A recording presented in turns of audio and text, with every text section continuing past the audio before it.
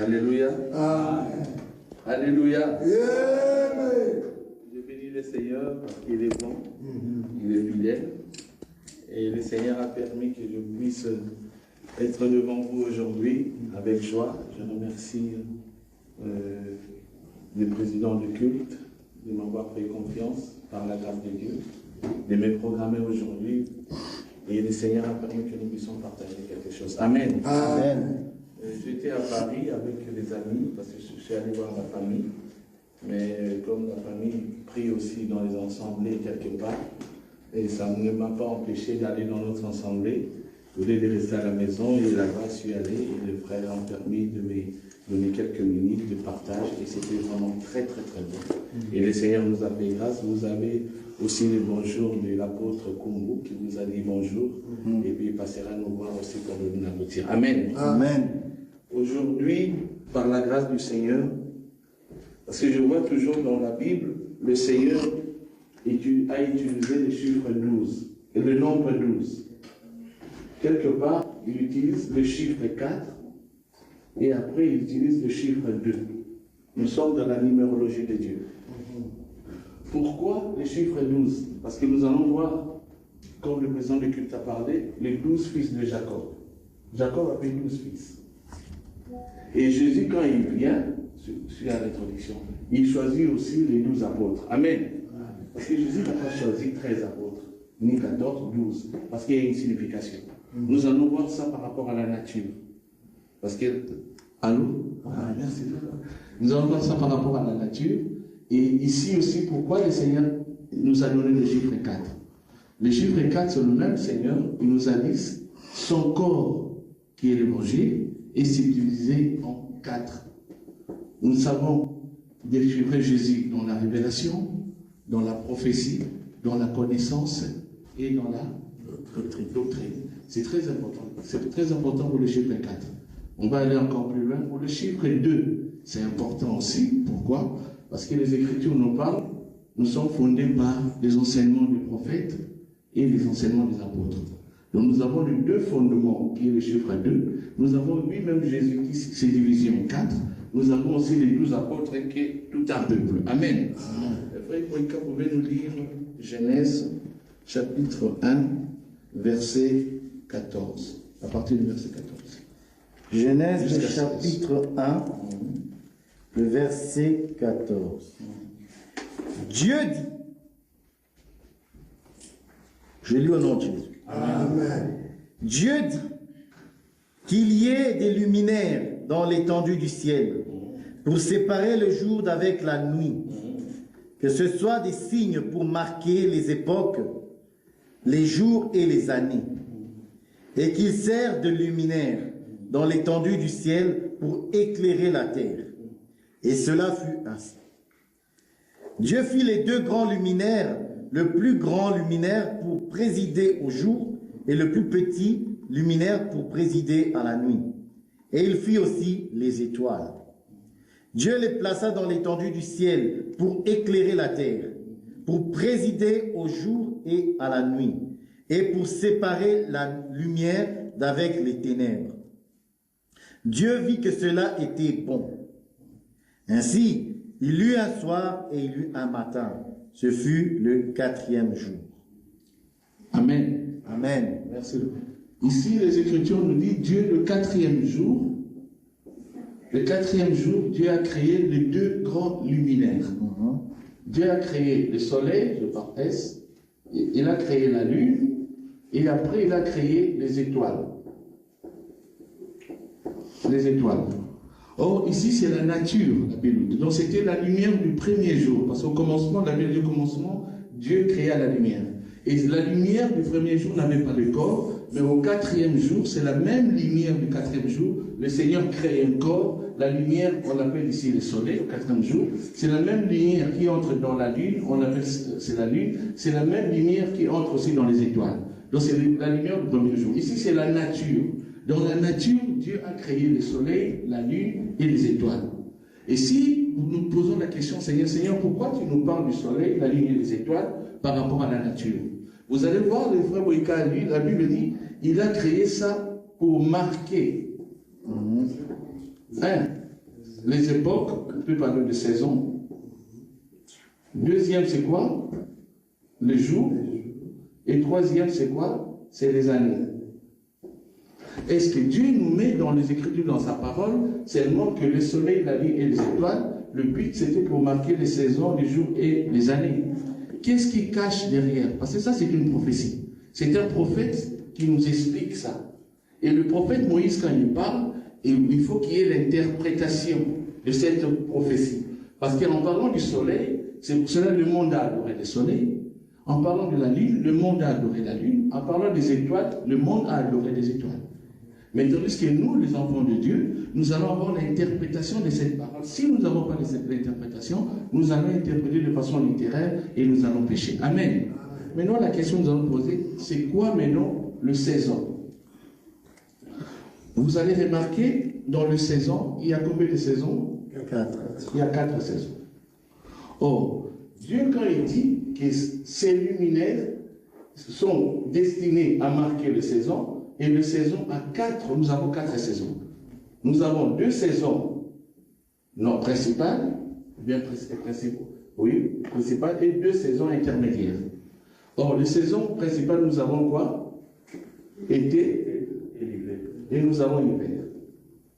Tandis que intermédiaire, nous avons quoi? Printemps et automne. Est-ce que nous posons la question à Dieu, Seigneur, est-ce que c'est la géographie que tu nous apprends? Parce que quand nous parlons des saisons, normalement, la science nous parle de saisons, nous avons 4 saisons. Mais c'est ça la parole de Dieu.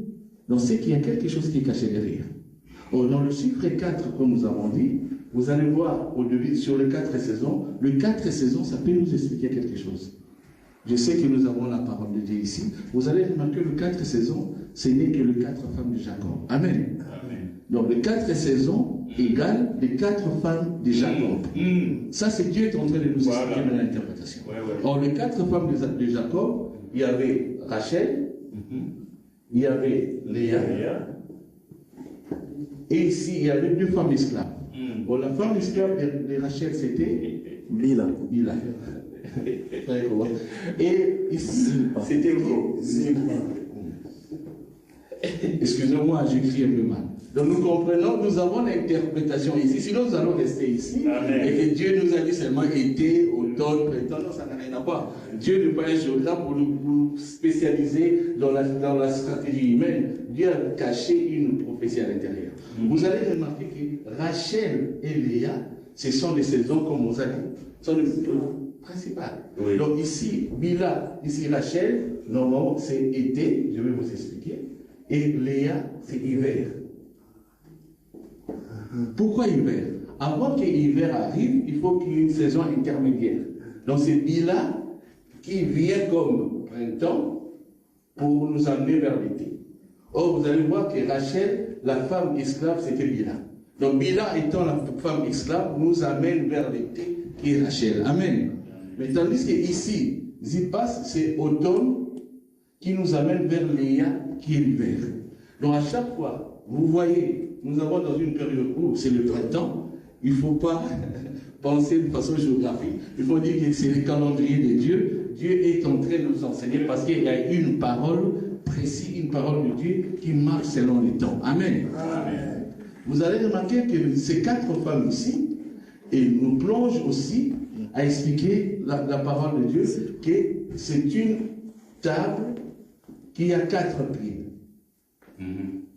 Or, la table ici qui a 4 pieds, ce n'est que les 4 femmes de Jacob, ce n'est que hiver, printemps, automne et été, qui soutiennent la table, ou sur la table, ici la table c'est Jacob, et sur Jacob il y a 12 paires de propositions. Vous voyez là où je suis? Amen. Je suis dans le lieu saint. Dans le lieu saint, il y avait une table de proposition, il y a les 4 pieds et les 4 tables, cela signifie Rachel, Léa, Bila et Zilpa. Donc on peut être dans la géographie, c'est les 4 temps de la saison.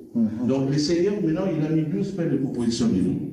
Vous allez remarquer, le Seigneur a dit dans le psaume, et toi c'est dans le psaume, le Seigneur a mis une table devant, une table... devant mes adversaires. Psaume 23. Je peux lire, papa? Bien sûr. Psaume, le chapitre 23, On va aller directement dans le verset où je lis tout. Directement dans le verset.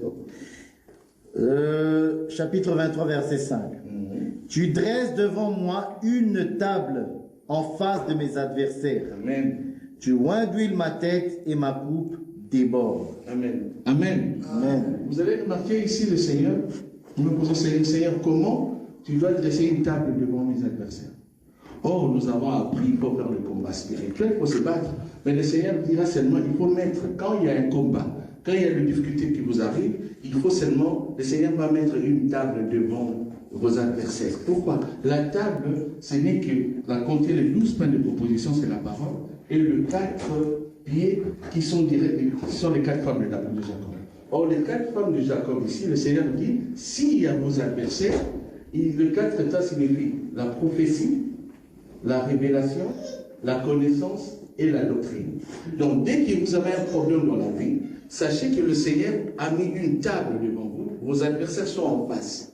Et le combat que vous allez faire, vous allez seulement proclamer les 12 pains qui est soutenu par les 4 manières d'expliquer les Écritures, dans la prophétie, révélation, connaissance et doctrine.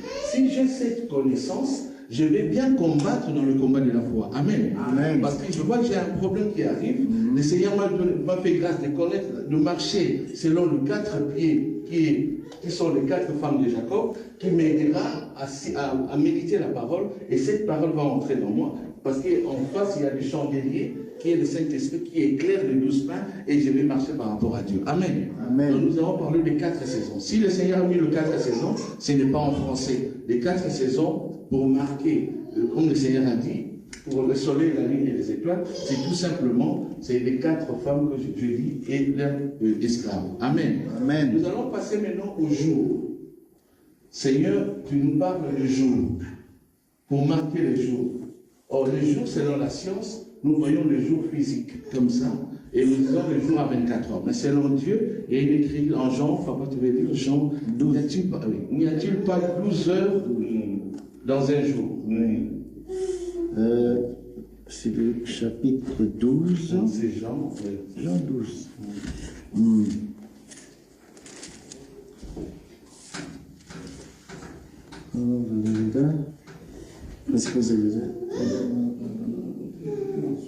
Excusez-moi, parce que Boïka est trop fort pour ça. J'arrive à 11 combien? 9. Ok, 11, 9. Voilà, c'est ça. Jésus répondit. Amen. N'y a-t-il pas 12 heures au jour? Amen. Si quelqu'un marche pendant le jour, il ne bronche point, parce qu'il voit la lumière de ce monde. Mais si quelqu'un marche pendant la nuit, il bronche, parce que la lumière n'est pas en lui. Oui, ça va. Super arrêter là. Merci. Amen. Jésus nous parle, y a-t-il pas 12 heures dans un jour? Or, ici, l'Écriture nous parle, Moïse nous parle du jour. Or, le jour, nous pouvons le diviser. Les jours, nous pouvons le mettre aussi dans l'autre temps. Or, les jours, ici, nous avons le soleil, ici, nous avons la lune. Donc, nous avons 2 temps, 2 dispensations. Or, le jour qui a 12 heures ici, le jour qui a 12 heures ici, c'est tout un homme qui a porté un corps. Amen. Quand un homme porte le corps, donc quand un homme porte le corps, c'est le soleil. Mais quand un homme porte le corps de la femme, il devient la lune. Amen. En réalité, dans le soleil, il y a le jour. En réalité, dans la nuit, il y a aussi le jour. Mais le jour, il s'est caché devant une femme, devant la lune. C'est pour cela que nous pouvons lire ici les jours qui a 12 heures, dans les temps de la loi, les temps de Moïse. Les jours à 12 heures, et dans les temps de la grâce, les jours aussi à 12 heures. Amen. Or, les 12 heures, c'est toujours les 12 fils de Jacob. Or, les 12 fils de Jacob nous renvoient dans les enseignements. Ici, les 12 fils ont un enseignement des prophètes, dans les temps de la loi. Dans les temps de la grâce, il a un enseignement des apôtres. Amen. Amen. Donc, je dis les jours à 12 heures, et le chiffre 12, nous pouvons le mettre ici, par rapport, il faut marcher 12 heures, nous allons expliquer par rapport à l'année. Or, le jour, nous avons dit, quand on voit le jour, on voit le clair. Mais tandis que la nuit, on est dans les temps du soir, dans les temps de la grâce, mais il fait jour, nous voyons jour. En réalité, dans la prophétie, nous sommes dans la nuit. Amen. Pourquoi? C'est la lune qui est en train de marcher. Mais tandis qu'ici, nous voyons, c'est le temps où Israël a marché, c'était le jour, et c'était le jour aussi physique, et ça peut être le jour spirituel par rapport à la parole. Vous allez voir ici, quand les enfants d'Israël étaient dans les déserts, lorsqu'ils marchaient, la Bible dit ici, il y avait deux possibilités. Il y avait le colonne de feu, et il y avait quoi? La nuée. Or, la nuée, on le voit, la nuée comme ça, c'est la chose, ça veut dire que c'est éclair, mais tandis que la nuit, c'est le colonne de feu. Le colonne de feu, on sait le voir que la nuit, donc c'est le temps de la grâce. Ça veut dire que Dieu marchait avec deux peuples. Donc le chiffre 12 que le Seigneur utilise pour les disciples, le chiffre 12 que le Seigneur explique par rapport au jour, ici ça nous explique seulement les enseignements des prophètes et les enseignements des apôtres qui doivent être appliqués pendant le jour. Or le jour, je dis, quand un homme porte le jour, c'est le soleil. Parce que le soleil, c'est le temps de Moïse. C'est Moïse qui est en train de marcher. C'est Dieu qui est en train de marcher. C'est le lion qui est en train de marcher parce qu'il est fort. Mais ici, dans le temps de la grâce, les jours deviennent nuit. Il devient nuit égale la lune. Dans la lune, nous avons le jour qui est le lion qui est caché. Amen. Quand je vois le lion, aujourd'hui, le temps de la grâce, quand il fait nuit, quand nous regardons le soleil, nous en voyons, il y a une lumière qui est dedans. Quand nous regardons la lune, il y a une lumière qui est dans la lune. Or, cette lumière qui nous observe dans la lune, et en réalité, c'est le soleil, c'est le lion. C'est l'homme qui se cache. Il a pris la peau de l'animal que nous appelons un lion. Amen. C'est pour cela ici, Dieu était le soleil. C'était trop fort, on ne pouvait pas voir Dieu. Mais ici, dans le temps de la lune, ici, on peut regarder la lune et voir Dieu qui est caché dans la lune et il y a une lumière dans la lune. Amen. Quand on était petit en Afrique, on disait, quand on regarde la lune, il y a une femme qui s'est permis dedans. En réalité, ça c'est l'astrologie. En réalité, c'est Dieu qui se cache dans la lune. Donc c'est Dieu qui se cache dans la femme. C'est Dieu qui est dans la femme et il est caché. Et nous aussi, nous pouvons l'adorer, nous l'Église spécialement. Vous allez voir qu'Israël ici, il n'adorait pas les astres. Parce qu'il ne pouvait pas regarder la lune. Il y avait le soleil, ça frappait. À chaque fois que tu regardes le soleil, parfois tu peux devenir aveugle. Ça veut dire qu'on ne pouvait pas voir la face de Dieu, ici dans les temps de la loi, le temps du soleil, où il y avait le temps des apôtres, mais tandis que dans le temps de la grâce, ici nous pouvons voir la face de Dieu. Si aujourd'hui Dieu nous regarde, nous recevons le Saint-Esprit et nous bénissons le Seigneur. Amen. Amen. Ça c'est le jour. On va aller maintenant à l'année. Pourquoi Dieu nous parle du jour et pourquoi Dieu nous parle de l'année?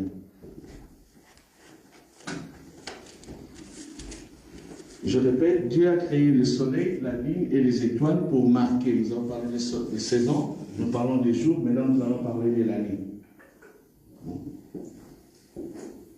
En réalité, c'est au pluriel. En réalité, nous avons, selon la prophétie, nous avons que 2 années. Nous avons que 2 années. Quand le monde voit 6000 ans, des choses comme ça, et selon Dieu, il n'y a que 2 années. Il y a une année de la loi, il y a aussi une année de la grâce. Jésus a proclamé une année de la grâce ici. Ici aussi, Moïse a proclamé une année de la loi. Vous allez remarquer ici, Adam, il est mort à quel âge? 930 ans. Il est mort à 930 ans. Ici, il nous manque le chiffre, le nombre 70. C'est Adam, si Adam faisait la marche, mourait à 1000 ans, ah, là, je n'allais pas croire au Seigneur. Amen. Dieu se cache derrière les Écritures. Adam devait mourir seulement à 930 ans.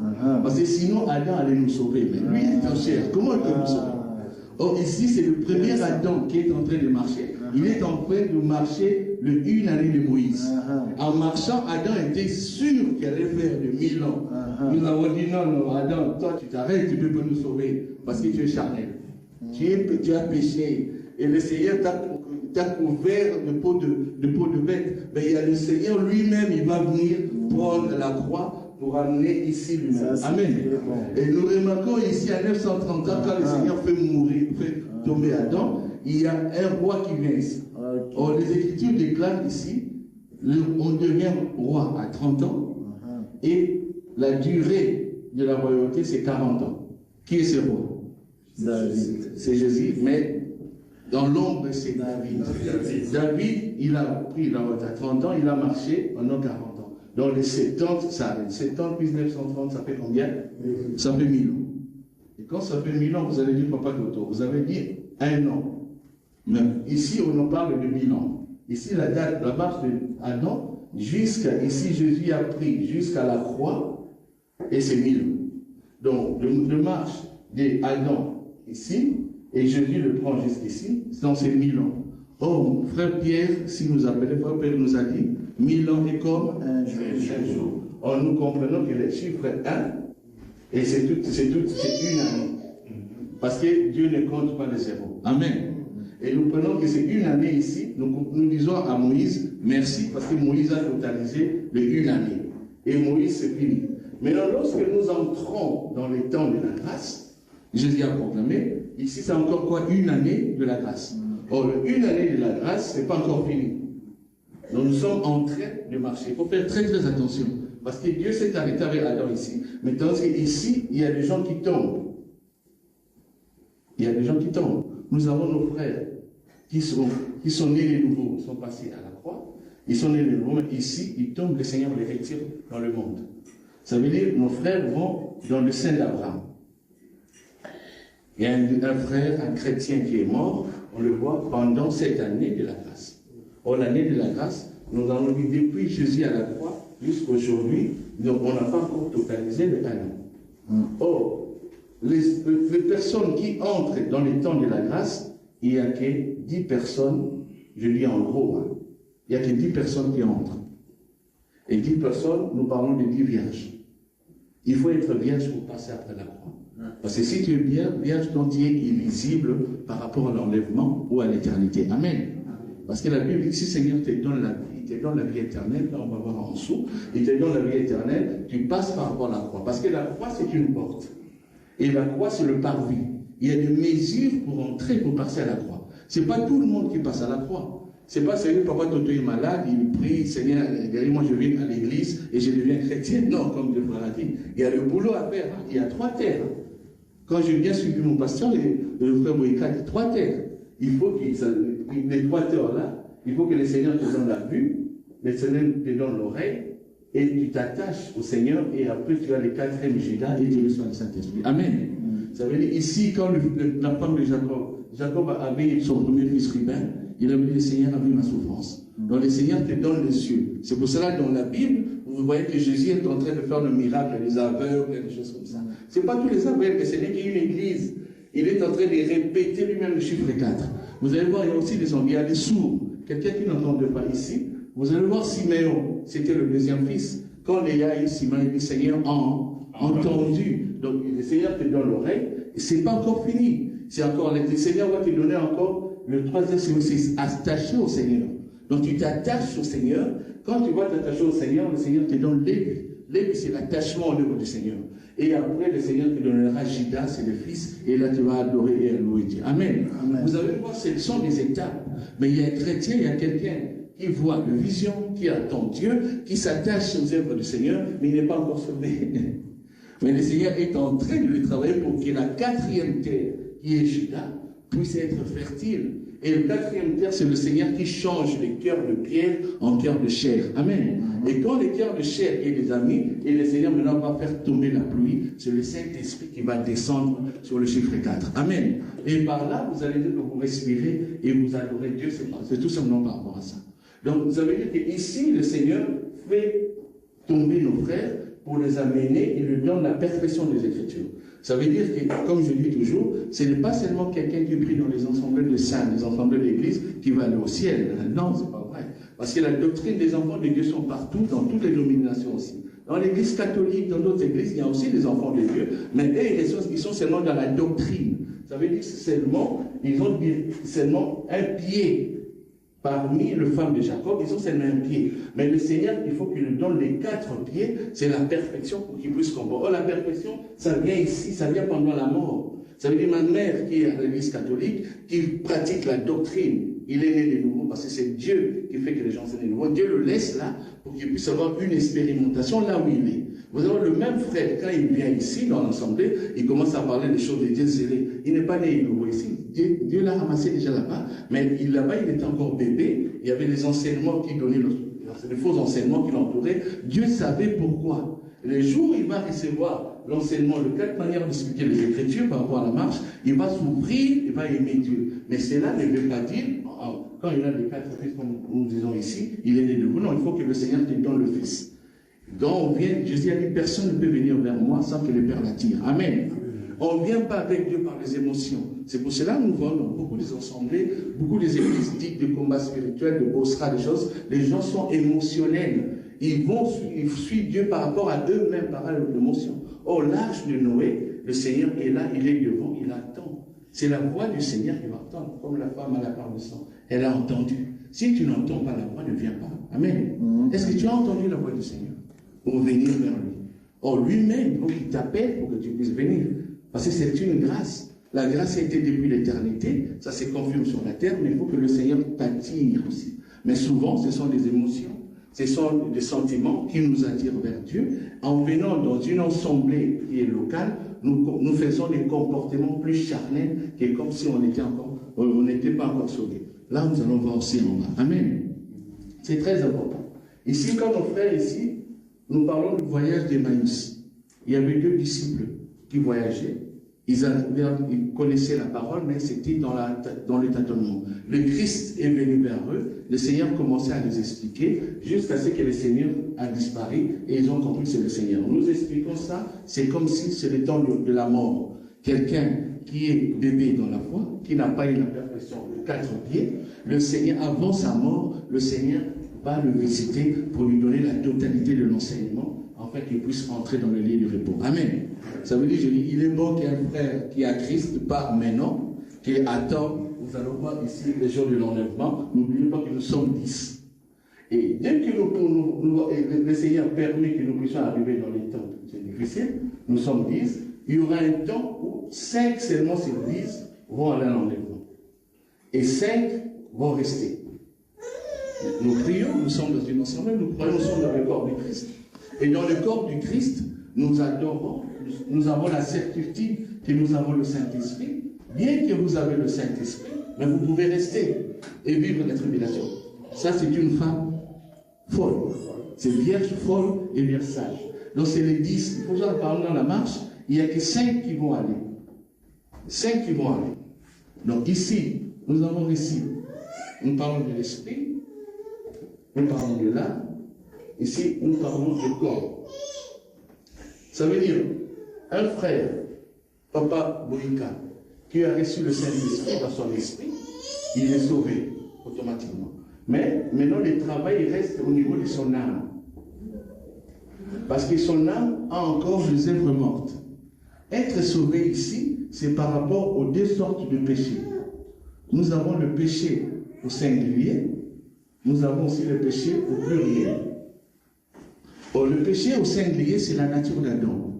Ça veut dire que le péché, c'est Dieu seul qui ôte le péché. Quand Jean-Baptiste voit qu'il dit, voici l'agneau de Dieu qui ôte le péché du monde, il a commencé par la nature d'Adam. La nature d'Adam, ça veut dire quand j'étais dans le monde, et c'est le diable qui dirigeait ma vie, avant que tu puisses marcher ici avec Dieu, entrer après la croix, il faut que le diable quitte ta vie. Pour quitter ta vie, il faut que le diable soit mort. Donc Dieu va le tuer par rapport au Saint-Esprit. Tu reçois le Saint-Esprit en toi, mais ton âme ici vit encore sur le péché au pluriel. Amen. Amen. Je vois Sœur Martine qui est née de nouveau.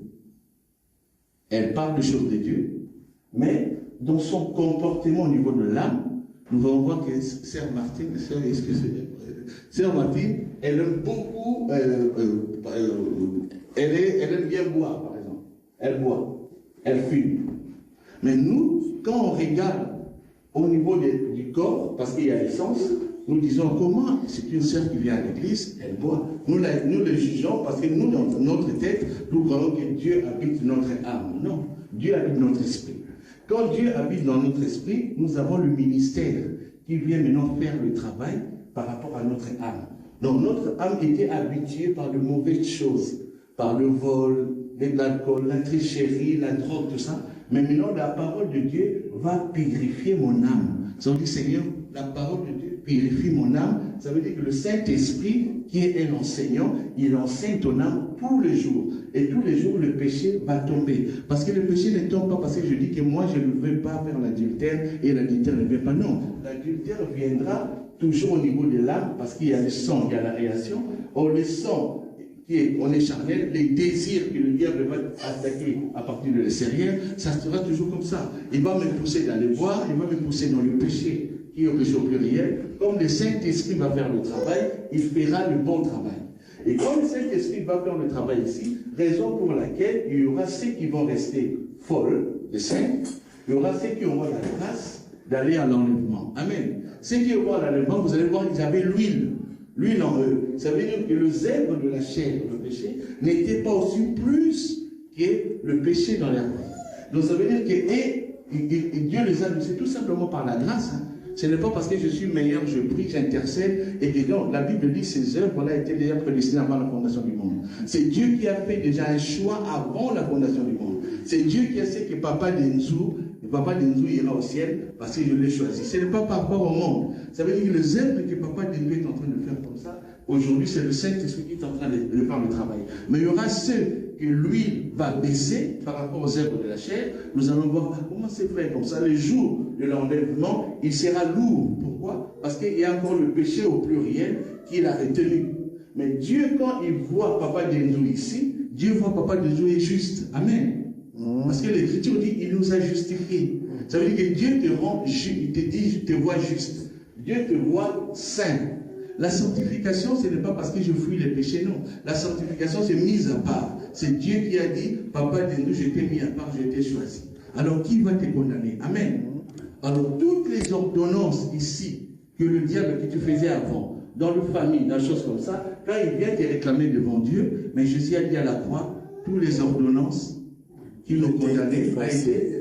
Ça veut dire que le diable, pour nous attaquer, il va venir chercher les ordonnances. Les ordonnances, c'est quoi? C'est le péché au pluriel. Seigneur, toi, tu as dit que l'adultère, c'est lui qui fait l'adultère et il pas le royaume des cieux. Mais Papa Denzou a fait l'adultère. Seigneur. Et quand il va venir te dire vers le Seigneur, dit, l'ordonnance qui condamnait Papa Denzou a été effacée déjà à la croix. Amen. C'est pour cela que vous allez voir le Josué devant le Seigneur avec Satan quand on l'accusait. Josué avait porté les habits sales.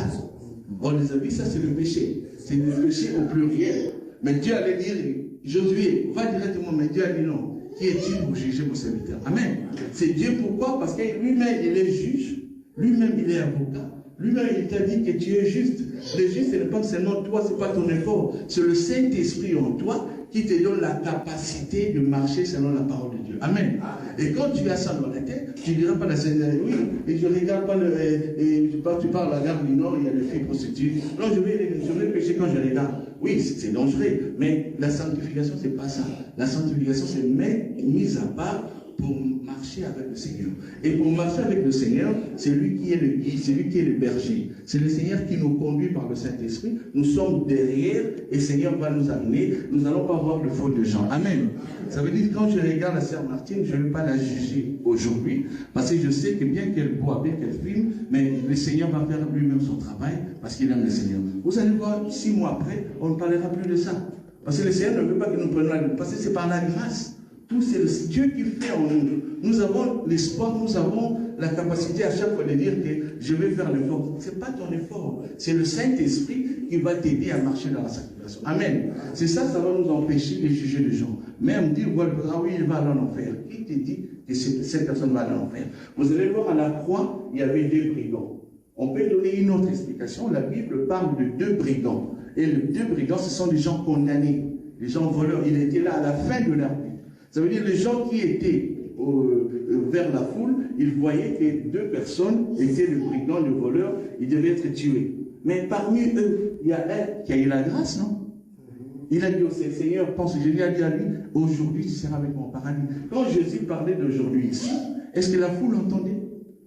La foule n'attendait pas. Parce que la foule juge beaucoup plus de gens, mais parce que la personne est avec Christ, Christ lui dit qu'aujourd'hui tu seras avec moi au paradis. Mais la foule n'a pas entendu.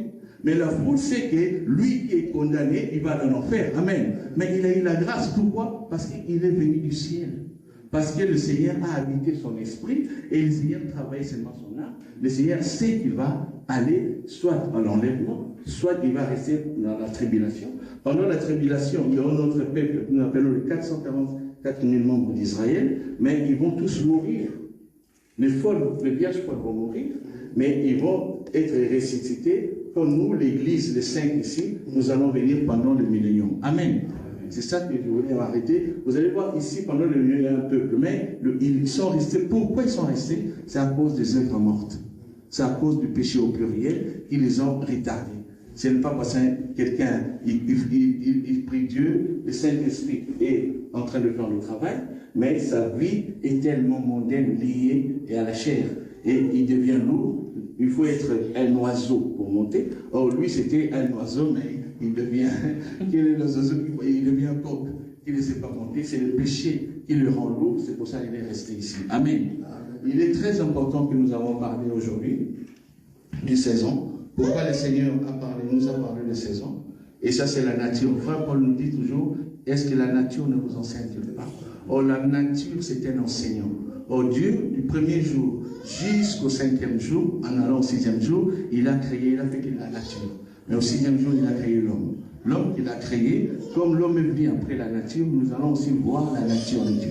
Ici, nous avons expliqué pourquoi Jésus est venu, il a choisi le chiffre 12, parce que dans sa tête, il savait les 12 fils de Jacob, c'est le soleil, c'est la lune et les étoiles. Donc, je dois utiliser les étoiles qui sont à 12. Il ne peut pas faire le 3. Vous allez remarquer pourquoi il a choisi les hommes, pas les femmes. C'est aussi la même chose. Parce qu'il a vu que Jacob a marché avec les 12 fils, c'était les hommes, bien qu'on peut expliquer Dina. Il y a les hommes, mais quand il vient pour l'enseignement des apôtres, il prend aussi les 12. Si Jésus avait pris sur les 12, il y avait une femme, Marie de Magdala, il y avait sa mère, nous allons dire Seigneur, tu t'es trompé. Parce que toi-même, en venant le matin, tu nous as présenté un peuple, il n'y avait que des hommes. Vous allez comprendre que si Jésus a choisi le 4, il y a une effective fois, quand tu le sais, je ne le cite pas, la Bible dit que si vous dérobez un agneau, vous allez restituer 4. Jésus en avait en tête. Et l'agneau, vous avez vu le jour où Jésus montait, ça c'est le bœuf. Le bœuf c'est ça. Ah, l'agneau c'est 4. L'agneau c'est 4.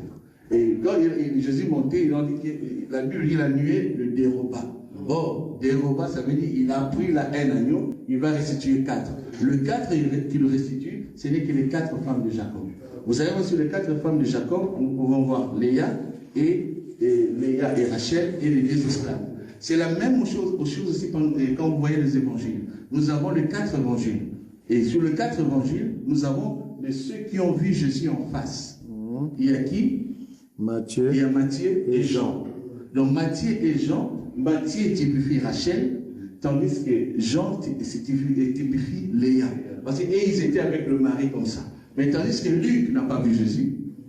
Luc n'a pas vu Jésus. Il a écrit, Marc n'a pas vu Jésus, il a écrit. Et ce sont les 2 femmes intermédiaires. Donc ça veut dire que c'est le printemps et l'automne. Donc il doit représenter que les 2 femmes là-bas. Nous avons aussi, il y a aussi, quand Jésus est mort, on a partagé ses habits, on a divisé ça en 4. Ce n'est pas aussi hasard. Parce que Jésus doit être divisé en 4. Pour Jésus doit être enseigné dans la totalité, il faut qu'il y ait la prophétie, il faut qu'il y ait la connaissance, il faut qu'il y ait la doctrine et la révélation. Sans ça, le peuple reste dans les ténèbres. Amen. Laissez ça dans cette